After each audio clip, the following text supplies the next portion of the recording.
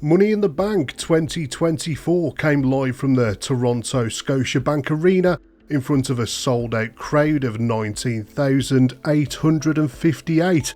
But was it any good? The show kicked off with the men's Money in the Bank ladder match featuring Drew McIntyre, Andrade, Carmelo Hayes, Chad Gable, Jey Uso and LA Knight. I really noticed how Drew looked like a real superstar here during his entrance. You can't imagine that just 10 years ago he was a loser in the three-man band. How times change. He couldn't have looked like less of a superstar back in the day. It felt like a bit of a different Money in the Bank ladder match this time around. There were fewer high spots than usual, but I did like how they used the ladder as a weapon more often instead. It was a decent match, I thought. It was more of a chaotic brawl than a high-flying spot fest, and I did enjoy that different booking approach that they went for this time around. The finish saw Drew launch a ladder at Jey Uso before retrieving the briefcase. I mean, the match itself isn't going to be remembered because not a lot really happened in terms of high spots, but Drew's win will be remembered, as we'll come back to a little bit later on. Sami Zayn defeated Bron Breakker next to retain his Intercontinental Championship. I might be the only one, but I hate this design for the IC title. The on-screen graphic looks better than the belt does in real life. Look, Bron is one of my boys. I've said before that I think he's probably one of the people on the roster who is genuinely the future of WWE, but he lacked intensity here, and it felt like the match barely managed to get out of second gear. Things did pick up a little bit when they went to the outside, with Bron almost taking Sami's head off at one point. But overall, it was a really disappointing match. Don't get me wrong, I like Sami Zayn, but I think they killed Bron's momentum by having him beaten clean, and I think he ended up losing a lot of aura because of it. If they weren't ready to put the belt on him, then they shouldn't have booked him in a title match, quite frankly. Personally, I'd have had him dominate Sami and then beat him, because he really needs some heat as a heel right now, and him brutalising Sami Zayn and then cutting his title reign short would have been a good start. Host of Money in the Bank and hometown hero Trish Stratus came out next. She talked about all of her achievements and everything that she'd accomplished in that very arena before bringing out John Cena, who announced his retirement. He said his last match will be at WrestleMania in Las Vegas next year. Over the last decade, literally since about 2014, I've grown a begrudging respect for Cena, but to be honest, I'm not sad. I'm sure his retirement will make someone out there sad. Up next, we had the World Heavyweight Championship match between Damian Priest and Seth Rollins. Let me just get this off my chest straight away. Damian Priest is not a main event level superstar. Priest looks like a mid-carder, and fuck me, does he ever wrestle like a mid-carder? And this match totally proved it to me. The fact that they don't book the World Heavyweight Championship as the main event tells you everything you need to know about the title and the man holding it. It felt like Rollins and Priest had trouble gelling with each other during the match, which is odd for Rollins as he could probably have a decent match with a broomstick.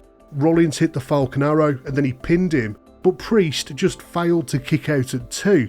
So, plain as day, right in front of the camera, the referee just stopped counting as Priest lay there as if he'd been knocked unconscious. I mean, what a way to kill the fans' suspension of disbelief.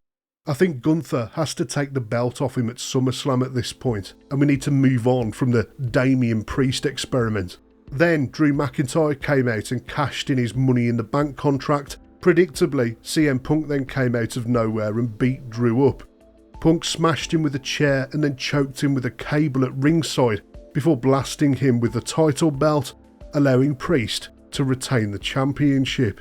I've seen a little bit of criticism about this angle online, with some fans saying that Priest keeps on looking like a weak champion, having his title reign overshadowed by Punk and McIntyre. I don't care about that personally, because Priest shouldn't be the champion anyway, and the Punk-McIntyre storyline is one of the 4 major stories that they're telling at the moment, so whatever. I do agree with people saying that it was predictable, however, a kind of a waste of the men's Money in the Bank contract this year.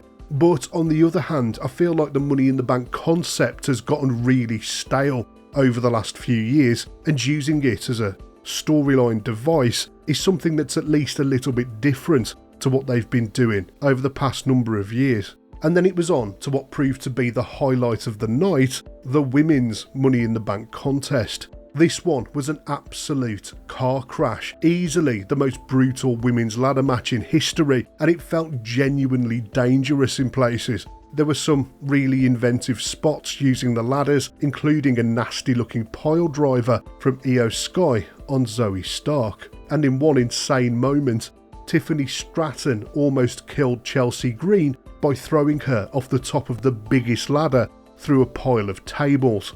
Tiffy then reached up and grabbed the briefcase to become the 2024 Money in the Bank winner. The fans were on their feet, chanting "This is awesome," and they were absolutely right. Gotta say, the women on WWE's roster at the moment are so damn good. The main event of the evening was the 6-man tag team match that pitted Cody Rhodes, Kevin Owens and Randy Orton versus Solo Sikoa, Tama Tonga and Jacob Fatu. I wasn't really excited for this going in because it looked like a house show match, to be honest, but in the end it was decent. I just want to give a shout out to the crowd in Toronto. They were so into the entire show, but goddamn were they loud during this main event. There were lots of "fuck you Solo" chants throughout the match, and I think Solo makes for a really good main event heel, and I'm looking forward to his feud with babyface Roman when he comes back. Jacob Fatu made his in-ring debut here, and he felt like a really intense threat. I was really impressed with him. Corey Graves did a great job on commentary of talking him up. He kept on mentioning his achievements and his career before he arrived in WWE. They went back and forth during the match before the referee went down. Tonga Loa interfered and got an RKO for his trouble before Solo and Jacob double-teamed Cody to get the win. Anyone hoping to see Roman Reigns at Money in the Bank would have to wait another day. If you don't watch anything else from the show, then do check out the women's ladder match and the main event, and also that ridiculous botch by Damian Priest.